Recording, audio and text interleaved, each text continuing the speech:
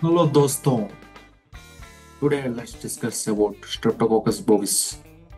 Streptococcus bovis అనేది endocarditis గుండె లోపల పొరలకి ఇన్ఫెక్షన్ కలుగజేస్తుంది. దాన్ని స్ట్రెప్టోకోకస్ బోవిస్ ఎండోకార్డైటిస్ అంటారు. అంటే గుండె లోపల పొరల ఇన్ఫెక్షన్. కాకపోతే స్ట్రెప్టోకోకస్ బోవిస్ ఎండోకార్డైటిస్ వచ్చిన వాళ్ళు ఒక్కో రిస్క్ కూడా ఉంది. అదే కోలోరెక్టల్ క్యాన్సర్. అంటే లార్జ్ ఇంటెస్టైన్లో కోలాన్కి రెక్టన్కి వచ్చే క్యాన్సరే కోలోరెక్టల్ క్యాన్సర్.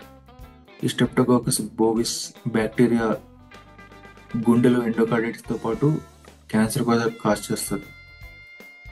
అందుకే మనం ఈ బ్యాక్టీరియా వల్ల వచ్చే క్యాన్సర్కి మనం ఏం చేయాలంటే కొలనోస్కోపీ చేయాలి.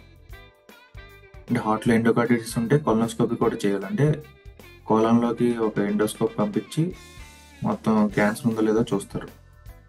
ఇలా క్యాన్సర్ ఉన్న ఏరియా ఇలా కనబడుతుంది. కొలోరెక్టల్ క్యాన్సర్ రాకూడదంటే ఈ 10 పాటించాలి.